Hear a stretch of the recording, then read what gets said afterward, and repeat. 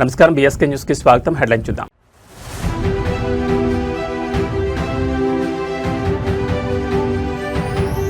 శ్రీ సిటీలో CM Chandrababu mark speed. Hero MotoCorp plant ను సందర్శించిన ముఖ్యమంత్రి.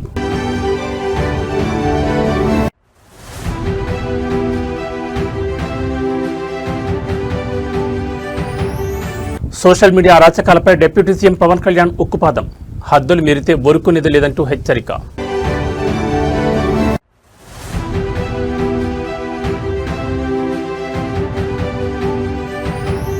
తెలంగాణ పాలనలో సరికొత్త రికార్డ్. నేడు పూర్తి పేపర్లెస్ డిజిటల్ కేబినెట్ భేటీ.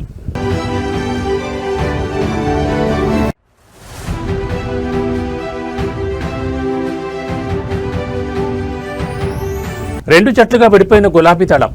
గన్ పార్కు హరీష్ రావు, తెలంగాణ భవన్లో కేటీఆర్.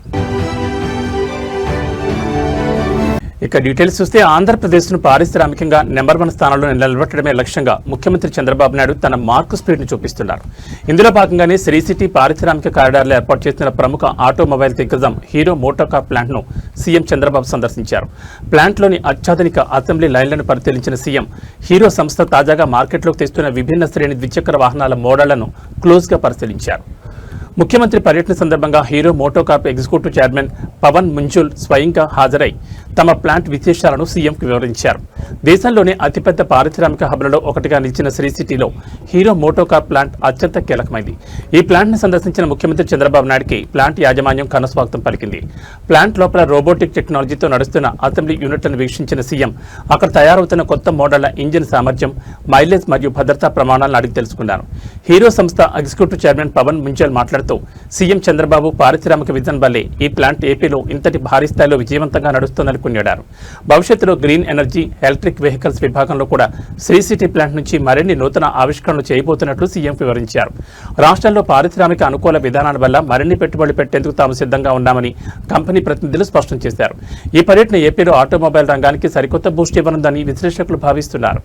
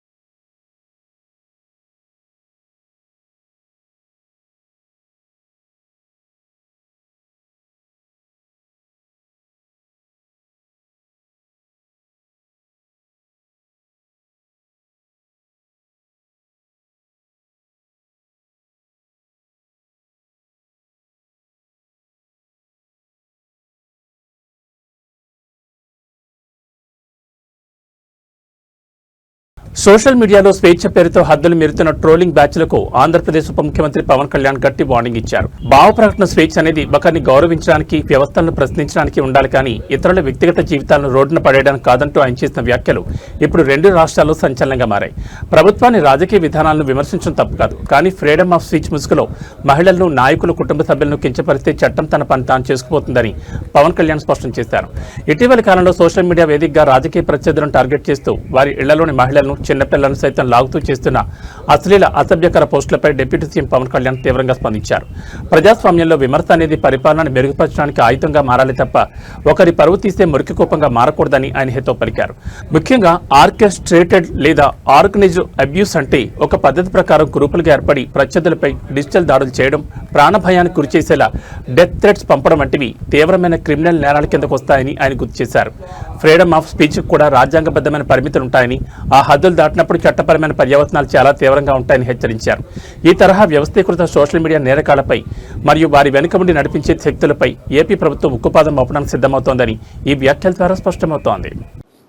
మన అభిప్రాయాలను చెప్పడానికి, ప్రజా సమస్యల్ని ప్రభుత్వ దృష్టికి తీసుకురావడానికి, ఒకరితో ఒకరు అనుసంధానం అవడానికి, ప్రభుత్వాన్ని ప్రశ్నించడానికి ఇది ఒక శక్తివంతమైన వేదిక.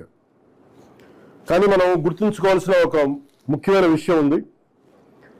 ఫ్రీడమ్ ఆఫ్ స్పీచ్ అనేది పూర్తిగా అపరిమితమైన హక్కు కాదు. దానికి కొన్ని పరిమితులు ఉన్నాయి. ఒకరి హక్కులను మరొకరు ఉల్లంఘించే స్థాయికి వెళ్ళినప్పుడు, ఐ రిపీట్, ఒకరి హక్కులను మరొకరు ఉల్లంఘించే స్థాయికి వెళ్ళినప్పుడు చట్టపరమైన పరిణామాలు తప్పవు.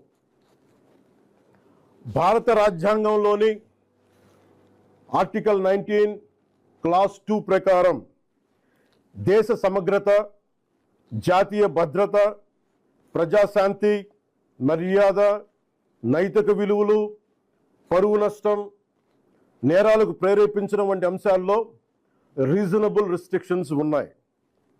సింపుల్గా చెప్పాలి అంటే ఫ్రీడమ్ ఆఫ్ స్పీచ్ అంటే ఫ్రీడమ్ టు అబ్యూస్ కాదు. Again I repeat, freedom of speech does not mean freedom to abuse. ప్రభుత్వాన్ని విమర్శించే హక్కు మీకుంది, మమ్మల్ని ప్రశ్నించే హక్కు మీకుంది, మా నిర్ణయాలతో విభేదించే హక్కు మీకుంది. అదే ప్రజాస్వామ్యం, దాన్ని మేము స్వాగతిస్తాం. కానీ ఒకరిని తిట్టడం, డెత్ థ్రెట్స్ ఇవ్వడం, ఆధారాలు లేకుండా ఆరోపణలు చేయడం, మహిళలను టార్గెట్ చేయడం, మత విశ్వాసాలను అవమానించడం, ఒక వ్యక్తి గౌరవాన్ని దెబ్బతీయడం, హింసకు ప్రేరేపించడం, ఇవన్నీ రాజ్యాంగం కల్పించిన స్వేచ్ఛలోకి రావు. ఇవి చట్టపరంగా నేరాలు. గత కొన్నేళ్లుగా సోషల్ మీడియా దుర్వినియోగం. తెలంగాణ ప్రభుత్వ పాలనలో నేడు సరికొత్త అధ్యాయం మొదలైంది. ముఖ్యమంత్రి రేవంత్ రెడ్డి పర్యవేక్షణలో రాష్ట్ర సచివాలయం సరికొత్త రికార్డు సృష్టించబోతోంది. నేడు జరగనున్న మంత్రివర్గ సమావేశాన్ని పూర్తిగా కాగిత రహిత, అంటే ఒక పేపర్ ముక్క కూడా లేకుండా పూర్తి డిజిటల్ విధానంలో నిర్వహించేందుకు సర్వం సిద్ధం చేశారు. ఈ సమావేశానికి హాజరయ్యే మంత్రులందరికీ ముందే అత్యాధునిక ట్యాబ్లను పంపిణీ చేశారు. కేబినెట్ లో చర్చించబోయే ప్రతి ఫైల్, ప్రతి ప్రతిపాదన ఇకపై డిజిటల్ స్క్రీన్లపైనే కనిపించనుంది. కాలయాపనను తగ్గించి పారదర్శకతను పెంచేందుకు సీఎం రేవంత్ రెడ్డి తీసుకుని ఈ సంచలన డిజిటల్ నిర్ణయం ఇప్పుడు దేశవ్యాప్తంగా హాట్ టాపిక్ గా మారింది. పరిపాలన పూర్తిగా గాడిలో పెట్టేందుకు సాంకేతికతను వాడుకోవాలని భావించిన సీఎం రేవంత్ రెడ్డి నేటి కేబినెట్ భేటీని పూర్తి పేపర్లెస్ గా డిజైన్ చేయించారు. కేబినెట్ నోట్లను ప్రింట్ తీసి మంత్రులకు ఇవ్వడం వల్ల జరిగే సమాచార లీకేజీలకు చెక్ పెట్టడంతో పాటు పర్యావరణ పరిరక్షణకు కూడా ఇది దోహదపడుతుందని అధికారులు చెప్తున్నారు. ఇక ఈ డిజిటల్ కేబినెట్ భేటీలో ప్రధానంగా హైదరాబాద్ మెట్రో రైలు విస్తరణ ప్రాజెక్టులపై అతిపెద్ద నిర్ణయం తీసుకోబోతున్నారు. నగరంలోని ట్రాఫిక్ ఇబ్బందులను తొలగించేలా కొత్త రోడ్లకు గ్రీన్ సిగ్నల్ ఇవ్వనున్నారు. దీంతో పాటు కేంద్ర ప్రభుత్వం కొత్తగా ప్రవేశపెట్టిన గ్రామీణ మౌలిక వసతుల వృద్ధి పథకం వీబీజీ రామ్జీను తెలంగాణ వ్యాప్తంగా ఎలా పకడ్బందీగా అమలు చేయాలనే దానిపై మంత్రుల బృందం కీలక చర్చలు జరపనుంది. సాంకేతికతను వాడుకుంటూనే రాష్ట్ర ప్రయోజనాలకు సంబంధించిన ఈ రెండు భారీ ప్రాజెక్టులపై ఇవాళ నిర్ణయాలు వెలువడనుండడంతో సర్వత్రా ఉత్కంఠ నెలకొంది.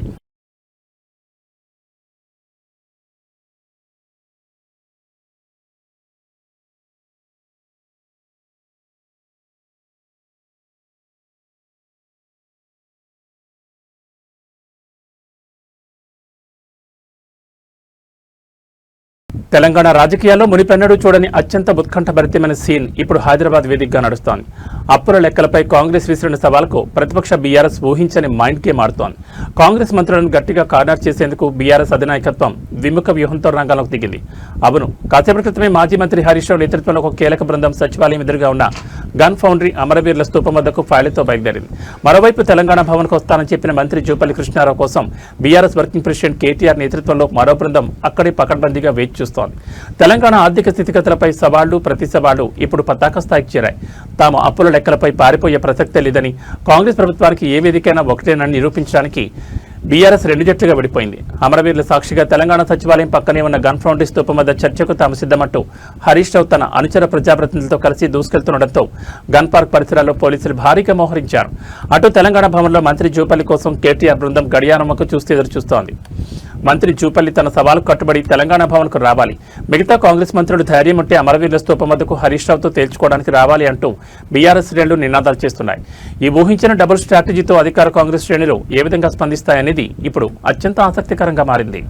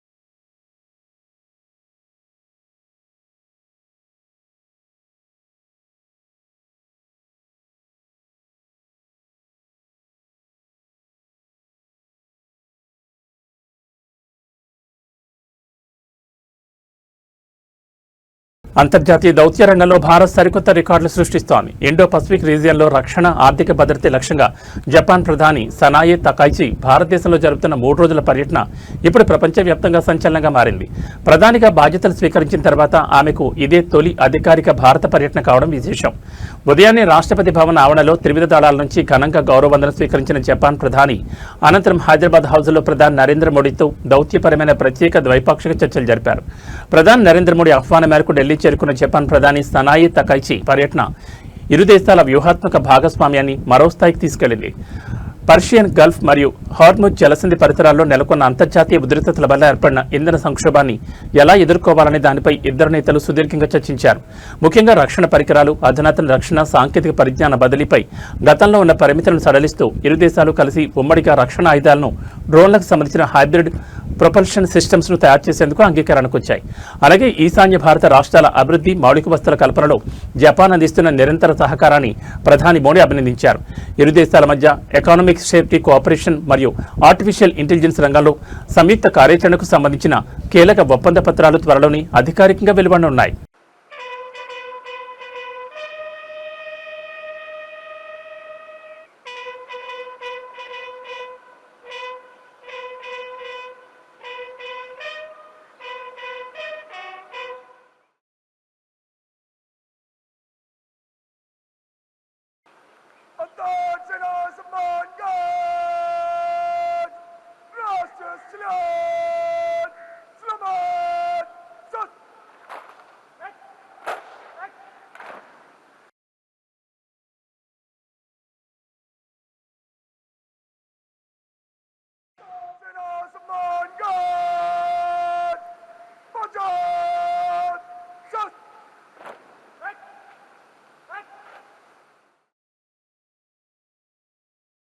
माधव अंतर सेना सम्मान गार्ड निरीक्षण कर हाजिर अंतर सेना सम्मान गार्ड पकड़ सत अंतर सेना सम्मान गार्ड विकेट कॉलम में 3 चाल से मत से गुजरेगा थल सेना आगत अंतर सेना सम्मान गार्ड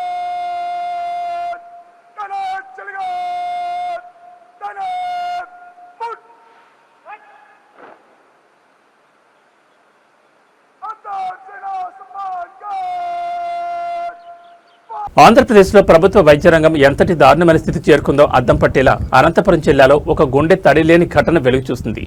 రూపాయి ఖర్చు లేకుండా వైద్యం అందుతుందని ఆశపడి వచ్చే పేదవాడిని ప్రభుత్వ ఆసుపత్రి సిబ్బంది అడుగడుగునా నిలువుదోపిడీ చేస్తున్న వైనం బయటపడింది. అనంతపురం జీజీహెచ్ ఆసుపత్రికి కిడ్నీ వ్యాధితో అత్యవసర చికిత్స కోసం వచ్చిన ఒక పేద రోగికి కనీసం కూర్చోవడానికి వీల్చైర్ ఇవ్వడానికి కూడా అక్కడ సిబ్బంది మనసు రాలేదు. ఉచితంగా ఇవ్వాల్సిన వీల్చైర్ కావాలంటే మీ మొబైల్ ఫోన్ ఇక్కడ తాకట్టు పెట్టాలంటూ డిమాండ్ చేశారు. స్వయంగా రాష్ట్ర ఆరోగ్య శాఖ మంత్రి సొంత ఉమ్మడి జిల్లాలోని ఈ ఘోరం జరగడం ఇప్పుడు రాష్ట్ర వ్యాప్తంగా తీవ్ర దుమారం రేపుతోంది. అనంతపురం ప్రభుత్వ సర్వజన ఆసుపత్రికి నిత్యం వందలాది మంది పేద రోగులు రాయలసీమ నలుమూలల నుంచి వస్తూ ఉంటారు. అయితే ఇక్కడ కనీస వస్తువుల పర్యవేక్షణ పూర్తిగా లోపించింది. కిడ్నీ సమస్యతో నడవలేని స్థితిలో ఉన్న రోగిని లోపలికి తీసుకెళ్లడానికి స్ట్రెచ్చర్ గానీ వీల్చైర్ గానీ సిబ్బంది సకాలంలో సమకూర్చలేదు. పైగా తమ వద్దన్న ఫోన్ ఇస్తేనే కుర్చీ ఇస్తామని సిబ్బంది మొండికేయడంతో వేరే దారి లేక బాధితులు తీవ్ర ఆవేదనకు గురయ్యారు. సామాన్యులు తమ బాధలను సోషల్ మీడియాలోనూ మీడియా ముందు చెప్తే తక్షణమే వారిపై కేసులు పెట్టడానికి ఉత్సాహం చూపే మంత్రులు మరి తమ సొంత జిల్లాలోని తమ శాఖ పరిధిలోని జరుగుతున్న ఇటువంటి అక్రమాలపై ఎందుకు నోరు విప్పడం లేదని ప్రజలు నిలదీస్తున్నారు. వందల కోట్ల ప్రజాధనంతో పెద్ద పెద్ద ఆసుపత్రులు, పాఠశాలలు నిర్మించిన లోపల ఉండే సిబ్బందికి కనీసం మానవత్వం లేకపోవడం వల్లే ప్రజలు ప్రభుత్వ సేవలను నమ్ముకోవడానికి భయపడుతున్నారని మేధావులు విమర్శిస్తున్నారు. ఈ దారుణమైన ఘటనపై తక్షణమే ఉన్నతాధికారులు విచారణ జరిపి సదరు సిబ్బందిని సస్పెండ్ చేయాలని డిమాండ్లు వ్యక్తమవుతున్నాయి.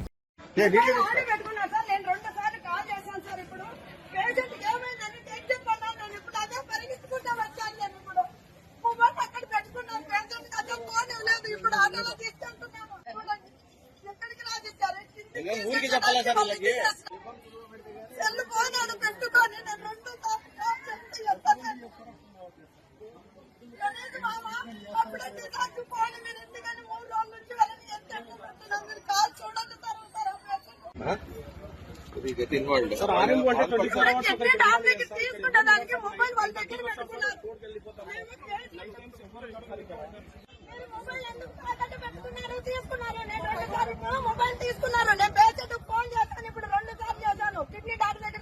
మొబైల్ ఇస్తే వీల్ చైర్ ఇస్తారండి.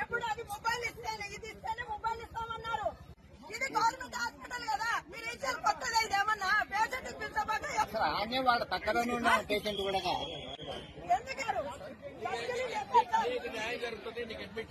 ఆంధ్రప్రదేశ్ రాజధాని నిర్మాణ వ్యూహం మరియు బడ్జెట్ కేటాయింపులపై అధికార ప్రతిపక్షాల మధ్య మాటల యుద్ధం మరోసారి ముదిరింది.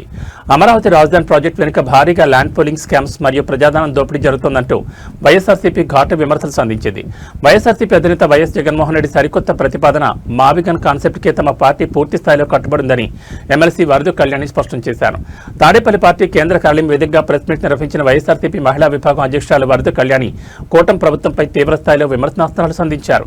అమరావతిలో అసలు ఏం జరుగుతుందో రాష్ట్ర ప్రజలందరికీ అర్థమైపోయిందని, కేవలం మౌలిక వస్తువుల కోసమే లక్షల కోట్ల రూపాయలు ఖర్చు చేయాల్సి రావడం ఏ రకమైన పరిపాలనని ఆమె నిలదీశారు. అక్కడ రాజధాని పేరిట భూములు ఇవ్వడానికి స్థానిక రైతులు సైతం తీవ్రంగా వ్యతిరేకిస్తున్నారని గుర్తు చేశారు. దీనికి విరుద్ధంగా మచిలీపట్నం, విజయవాడ, గుంటూరు నగరాలను కలుపుతూ ప్రతిపాదించిన 110 కిలోమీటర్ల సరికొత్త మావిగన్ కారిడార్లో ఇప్పటికే మౌలిక సదుపాయాలు సిద్ధంగా ఉన్నాయని, ఇది అత్యంత తక్కువ ఖర్చుతో కూడిన ప్రత్యామ్నాయమని స్పష్టం చేశారు. మావిగన్కు అన్ని రకాల రవాణా, పారిశ్రామిక అనుకూలతలు ఉన్నాయని, ఈ చౌకైన శాస్త్రీయమైన అభివృద్ధి నమూనాను తాము ప్రజల్లోకి బలంగా తీసుకెళ్తామని వెల్లడించారు. కూటమి నేతలు ఇప్పటికైనా పట్టుదలకు పోకుండా తమ తప్పుడు ఆలోచనను మార్చుకోవాలని ఆమె హితవు పలికారు.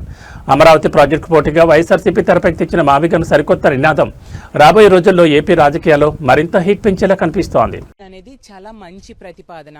ఎందుకంటే మచిలీపట్నం, విజయవాడ, గుంటూరు కలిపి ఈ ప్రాంతంలో రాజధాని కనుక కడితే తక్కువ ఖర్చుతో బ్రహ్మాండమైన రాజధాని ఏర్పడుతుంది. ఈ మూడు పెద్ద నగరాలని కలిపితే తీసుకుంటే ఎయిర్ కనెక్టివిటీ ఉంది, ఎయిర్పోర్ట్ విజయవాడలో ఉంది, సీ కనెక్టివిటీ ఉంది, మచిలీపట్నంలో పోర్ట్ ఉంది, రోడ్ కనెక్టివిటీ ఉంది, విశాలమైన రోడ్స్ ఉన్నాయి. అలాగే తీసుకుంటే రైల్ కనెక్టివిటీ ఉంది, ట్రైన్స్ ప్రతి దగ్గర కూడా ఆగే పరిస్థితి. దాంతో ప్రజలందరూ కూడా మావిగన్ ప్రతిపాదనని యాక్సెప్ట్ చేశారు. ప్రజల్లో చర్చ జరిగింది. ఎందుకంటే అమరావతి నిర్మాణం ద్వారా చంద్రబాబు నాయుడు గారు తీవ్రమైన అవినీతి చేయడానికి పూనుకున్నారు. ఎందుకంటే 1,00,000 ఎకరాలకి ఎకరాలో మౌలిక సదుపాయాలు అభివృద్ధి చేయాలి అంటే 2 కోట్లు ఖర్చు అవుతుందని చంద్రబాబు నాయుడు గారు ప్రభుత్వమే చెప్తూ ఉంది. అంటే 1,00,000 ఎకరాలకి 2 లక్షల కోట్లు ఖర్చు అవుతుంది. అక్కడ మౌలిక సదుపాయాలు అంటే వాటరు, డ్రైనేజు, రోడ్స్, ఇలాంటివి, ఎలక్ట్రిసిటీ, ఇలాంటి మౌలిక సదుపాయాలకే అంత ఖర్చు అయితే రేపొద్దున నిర్మాణాలకి ఇంకెంత ఖర్చు అవుతుంది? అంత భారం ఎవరి మీద పడుతుంది? రానున్న రోజుల్లో ఈ రాష్ట్ర ప్రజల భవిష్యత్తు మీద ఈ అప్పులు తీర్చే పని పడుతుంది. కానీ అందులో 10% ఖర్చుతోనే ఇక్కడ ఈ మావిగన్ ద్వారా ఒక బ్రహ్మాండమైన రాజధాని ఏర్పడుతుందని జగనన్న ప్రతిపాదన చేయడం జరిగింది. దాంతో ప్రజల్లో తీవ్రమైన చర్చ జరుగుతూ ఉంది. అలాగే చంద్రబాబు నాయుడు గారు అమరావతి పేరుతో చేస్తున్న అవినీతిని కూడా ప్రజలు గ్రహించడం జరిగింది. దాంతో వీళ్ళు డైవర్షన్ పాలిటిక్స్లో భాగంగా రకరకాలుగా డైవర్ట్ చేయడానికి ప్రయత్నించారు. కానీ ప్రజలు మాత్రం మావిగన్ని పూర్తిగా యాక్సెప్ట్ చేయడం జరిగింది. ప్రజలందరూ కూడా నిజమే కదా, జగన్ గారి ఈ ప్రతిపాదన చాలా మంచిది. ఈరోజు తీసుకుంటే అమరావతిలో నిర్మాణాల్లో తీసుకుంటే సెంట్రల్ గవర్నమెంట్ బిల్డింగ్స్ కోసం 4 తెలుగు రాష్ట్రాల్లో జర్నలిస్టుల భద్రత, పౌర హక్కుల ఉల్లంఘనపై మరో వివాదం ముదిరింది. తెలంగాణకు చెందిన సీనియర్ జర్నలిస్ట్ కేవీఆర్ను ఏపీకి చెందిన బొబ్బిలి పోలీసులు అదుపులోకి తీసుకుని గంటలు గడుస్తున్నా ఇప్పటి వరకు కోర్టు ముందు ప్రవేశపెట్టకపోవడంపై తీవ్ర అనుమానాలు వ్యక్తమవుతున్నాయి. చట్ట ప్రకారం 24 గంటల్లో జర్నలిస్టులు మెజిస్ట్రేట్ ముందు హాజరుపరచాల్సి ఉండగా పోలీసులు కాలయాపన చేయడంపై జర్నలిస్ట్ సంఘాలు మండిపడుతున్నాయి. ఈ క్రమంలో కేవీఆర్కు మద్దతుగా ఆయనను పరామర్శించడానికి వెళ్లిన బొబ్బిలి మాజీ ఎమ్మెల్యే సంబంగి చిన్న వెంకటప్పలనాయుడిని సైతం పోలీసులు లోపలికి అనుమతించలేదు. కనీసం కేవీఆర్ను చూపించకపోవడంతో స్టేషన్ వేదికగా తీవ్ర ఉద్రిక్తత నెలకొంది. జర్నలిస్ట్ కేవీఆర్ అరెస్టు వ్యవహారం ఏపీ తెలంగాణ సరిహద్దుల్లో రాజకీయంగా కూడా వేడి పుట్టిస్తోంది. కేవీఆర్ ఆరోగ్యం యోగక్షేమాలపై ఆందోళన వ్యక్తం చేస్తూ బొబ్బిలి పోలీస్ స్టేషన్ చేరుకున్న మాజీ ఎమ్మెల్యే సంబంగి చిన్న వెంకటప్పలనాయుడికి పోలీసుల తీరు షాక్ ఇచ్చింది. ఒక మాజీ ప్రజాప్రతినిధిని కూడా చూడకుండా కేవీఆర్ను నేరుగా కలవడానికి వీల్లేదంటూ పోలీసులు అడ్డుకున్నారు. చివరికి మాజీ ఎమ్మెల్యే ఒత్తిడికి లొంగి కేవలం ఇంటర్కామ్ ఫోన్ ద్వారా మాట్లాడేందుకు అవకాశం కల్పించారు. ఫోన్ లైన్లో కేవీఆర్తో మాట్లాడిన సంభంగి ఆయనకు ధైర్యం చెప్పారు. అనంతరం మీడియా ప్రతినిధులతో మాట్లాడిన మాజీ ఎమ్మెల్యే ప్రభుత్వం తమ వైఫల్యాలను ప్రశ్నిస్తున్న జర్నలిస్టులపై ఇలాంటి అక్రమ కేసులు పెట్టడం దుర్మార్గమన్నారు. ఎలాంటి తప్పు చేయని కేవీఆర్ను కావాలని ఇబ్బంది పెడుతున్నారని, తక్షణమే ఆయన్ను కోర్టులో ప్రవేశపెట్టకపోతే చట్టపరమైన చర్యలు ఎదుర్కోవాల్సి వస్తుందని పోలీసులను హెచ్చరించారు. ఈ ఘటనతో బొబ్బిలి ప్రాంతంలో భారీగా పోలీసు బందోబస్తు ఏర్పాటు చేశారు. ఈరోజు కేవీఆర్ అనేటువంటి ఒక రిపోర్టర్ పైన ఫాల్స్ కేసు పెట్టి బార్డింగ్ పోలీస్ స్టేషన్లో ఒక ఫాల్స్ కేసు రిజిస్టర్ చేసి ఆయన్ని పోలీసు వారు ప్రభుత్వ భాగస్వామ్యంతో ఆయన టార్చర్ పెట్టే పరిస్థితి చేశారు. గతంలో ఒకసారి కర్నూలు వెళ్లి అక్కడ టార్చర్ పెట్టారు అనేది మాకు ఇన్ఫర్మేషన్. మరి అదేవిధంగా ఈరోజు ఈ మధ్యన హైదరాబాద్ వెళ్లి వాళ్ళ ఇంటికి వెళ్లి ఎక్కడెక్కడికో తిరిగి ఆయన పట్టుకోవడం జరిగింది. ఈరోజు ఇక్కడ బొబ్బిలి తీసుకొచ్చారు. బొబ్బిలి తీసుకొచ్చినటువంటి సందర్భంలో ఆయనకి ఏం జరిగింది ఒకసారి తెలుసుకోవాలనేటువంటి ఉద్దేశం మీద నేను కానీ మా లా అడ్వకేట్స్ కానీ మా నాయకులు కానీ స్టేషన్కి వచ్చాం. రూరల్ స్టేషన్లో సీఏ గారు లేదంటే అర్బన్ స్టేషన్లో ఉన్నారంటే అర్బన్ స్టేషన్కి వెళ్ళడం జరిగింది. అక్కడ అర్బన్ సిఐ గారు చాలా రూడ్ గా బిహేవ్ చేశారు. అది అతనిదే ఓన్ ప్రాపర్టీ లాగా, ఇది పబ్లిక్ ప్రాపర్టీ అన్నట్టుగా ఆయన బిహేవియర్ అయితే అనిపించలేదు. అది కరెక్ట్ కాదని ఆయనకే చెప్పడం జరిగింది. ఆ తదుపరి రూరల్ సిఐ గారు నా ఛాంబర్కి వచ్చేది, మీకు ఏం తెలుసుకున్నట్టు కాదు చెప్పండి అంటే, ఏం లేదు ఇలాగా ఒక మెన్ తీసుకొచ్చారు కేవీఆర్ అనేటువంటి వ్యక్తిని అని తెలిసింది. అసలు ఏంటిది అతని పరిస్థితి, అతనికి హైదరాబాద్ శివార్లలోని ఉప్పల్ నియోజకవర్గ పరిధిలో ఈ రోజు ఉదయం నుంచి తీవ్ర ఉద్రిక్త వాతావరణం కొనసాగుతోంది. తెలంగాణ ఉద్యమకారులకు నివాస స్థలాలు ఇవ్వాలంటూ తెలంగాణ రక్షణ సేన అధినేత్రి కల్వకుంట్ల కవిత పిలుపునిచ్చిన భూ పోరాట సభను అణిచివేయడానికి పోలీసులు భారీగా రంగంలోకి దిగారు. ఉప్పల్ భగాయత్తులో భారీ ఎత్తున సభ నిర్వహించడానికి ఏర్పాట్లు జరుగుతున్న తరుణంలో చట్టవిరుద్ధంగా ప్రభుత్వం భూములను స్వాధీనం చేసుకునే కుట్రుందంటూ పోలీసులు అడుగడుగున అడ్డంకులు సృష్టిస్తున్నారు. రాష్ట్ర వ్యాప్తంగా టీఆర్ఎస్ శ్రేణులను ముందస్తుగా అదుపులోకి తీసుకుంటుండటంతో ఒక్కసారిగా హైదరాబాద్ సరిహద్దులు ఉలిక్కిపడ్డాయి. పోలీసుల ఆంక్షల నడుమ నిర్వాహకులు వేదికను చెంగిచెర్ల బొల్లిగూడెం ఇండస్ట్రియల్ ఏరియాకు మార్చగా అక్కడ కూడా పోలీసులు బీభత్సం సృష్టిస్తున్నారు. తెలంగాణ ఉద్యమంలో కీలక స్థానంగా ఉన్న ఉప్పల్ వేదికగా తమ హక్కులను తేల్చుకుంటామంటూ టీఆర్ఎస్ పార్టీ ఈ భూ పోరాటానికి శ్రీకారం చుట్టింది.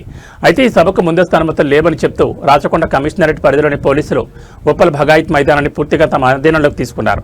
దీంతో వ్యూహాత్మకంగా వెనక్కి తగ్గిన నిర్వాహకులు చెంగిచెర్ల బొల్లిగూడెం పారిశ్రామిక ప్రాంతంలో సభ జరపడానికి టెంట్లు వేశారు. ఈ విషయం తెలుసుకున్న పోలీసులు తక్షణమే అక్కడికి చేరుకుని సభ కోసం వేసిన టెంట్లను బలవంతంగా పీకేయడంతో తీవ్ర ఘర్షణ వాతావరణం ఏర్పడింది. ప్రభుత్వం తాము ఇచ్చిన హామీలను ప్రశ్నిస్తే ఇలా పోలీసులతో అణిచివేయడం ప్రజాస్వామ్య విరుద్ధమని టీఆర్ఎస్ శ్రేణులు ఆగ్రహం వ్యక్తం చేస్తున్నాయి. కల్వకుంట్ల కవిత ఏ క్షణమైనా ఉప్పల్ సరిహద్దుల్లోకి ఎంటర్ అయ్యే అవకాశం ఉండడంతో నగర తూర్పు మండలాల్లో చెక్ పోస్టులు ఏర్పాటు చేసి ప్రతి వాహనాన్ని తనిఖీ చేస్తున్నారు.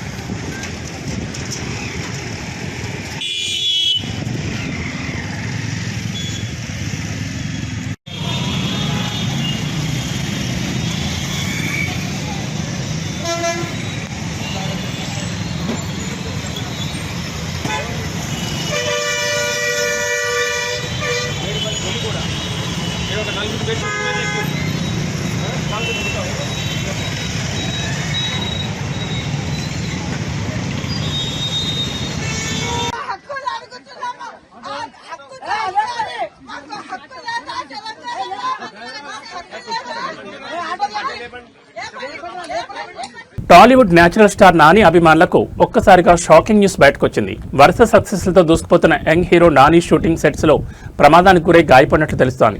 కొద్దిసేపటి క్రితమే ఆయన తన అధికారిక ఇన్స్టాగ్రామ్ హ్యాండిల్లో షేర్ చేసిన కొన్ని ఫోటోలు ఇప్పుడు సోషల్ మీడియాను షేర్ చేస్తున్నాయి. చేతికి దట్టమైన కట్టుతో ఉన్న విజువల్స్ ను పోస్ట్ చేసిన నాని దానికి పెట్టిన క్యాప్షన్ మరియు ఎమోజీలు ఇప్పుడు ఇండస్ట్రీలో తీవ్ర చర్చకు దారితీశాయి. నాని తన తాజా పోస్టులో గాయం ఎలా అయింది, ఎక్కడైంది అనే విషయాలపై అధికారికంగా ఎలాంటి స్పష్టత ఇవ్వలేదు. కానీ ఫోటోలో ఆయన కుడి చేతి మణికట్టు భాగానికి మెడికల్ బ్యాండేజ్ స్పష్టంగా కనిపిస్తోంది. దీనికి తోడు గాయపడ్డాను కాబట్టే మరింత ప్రమాదకారిగా మారాను అనే పవర్ఫుల్ హిందీ డైలాగ్తో పాటు కెమెరా ఎమోజీని ఉంచడంలో ఏదైనా యాక్షన్ సీక్వెన్స్ లేదా కీ సీన్ చిత్రీకరిస్తున్న సమయంలోనే ఈ ప్రమాదం జరిగి ఉంటుందని నెటిజన్లు అంచనా వేస్తున్నారు. ఈ ఫోటో చూసిన అభిమానులు టేక్ కేర్ అన్న, గెట్ వెల్ సూన్ అంటూ కామెంట్ల వర్షం కురిపిస్తున్నారు. మరోవైపు నాని కెరీర్లోనే ఎంతో ప్రతిష్టాత్మకంగా తెరకెక్కుతున్న most awaited movie Paradise release date పై గత కొన్ని రోజులుగా సస్పెన్స్ కొనసాగుతోంది. ఈ క్రమంలో ఈ గాయం కారణంగా సినిమా షూటింగ్ కు లేదా ప్రమోషన్లకు ఏమైనా బ్రేక్ పడుతుందా అనే ఆందోళన కూడా ఇండస్ట్రీ వర్గాల్లో వ్యక్తమవుతోంది.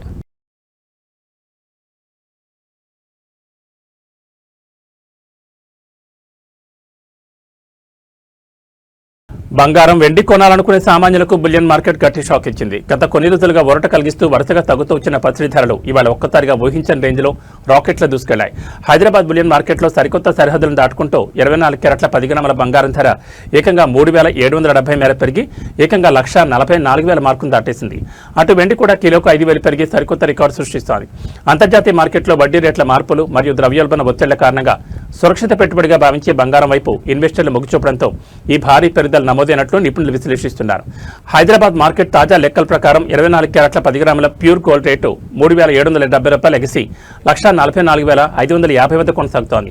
సాధారణంగా పెళ్లిళ్లు, శుభకార్యాల కోసం కొనుగోలు చేసే 22 క్యారెట్ల ఆర్నమెంట్ గోల్డ్ ధర కూడా తులంపై ₹3,450 పెరిగి 1,32,500 మార్కును తాకింది. ఇక వెండి విషయానికి వస్తే ఒక్కరోజు 5,000 ఎగబాకి కిలో వెండి ధర ఏకంగా 2,50,000 మార్కు వద్ద రికార్డుగా ట్రేడింగ్ అవుతోంది.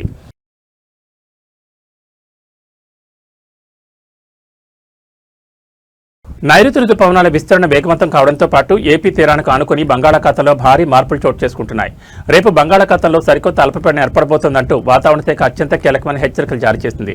దీని ప్రభావంతో ఎల్లుండి నుంచి ఆంధ్రప్రదేశ్లోని ఉత్తర కోస్తా వ్యాప్తంగా ఉరుములు, మెరుపులతో కూడిన భారీ వర్షాలు కురనున్నాయి. ఒడిశా, పశ్చిమ బెంగాల్ పరిసరాల్లో కేంద్రీకృతమయ్యే ఈ అల్పపీడనం ఏ వైపు పయనించబోతోంది? ఆంధ్రప్రదేశ్ విపత్తు నిర్వహణ సంస్థ ఇవాళ ఏ జిల్లాలకు వర్ష సూచన జారీ చేసింది?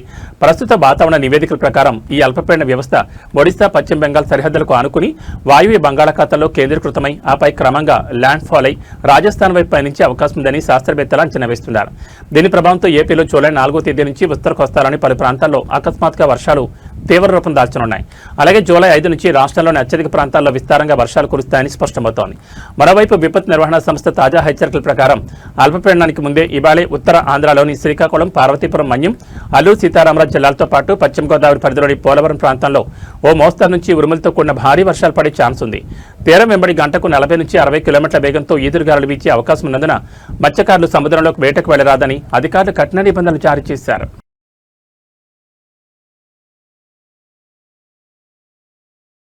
ఏబీ బులెటిన్ విశేషాలు. నమస్కారం.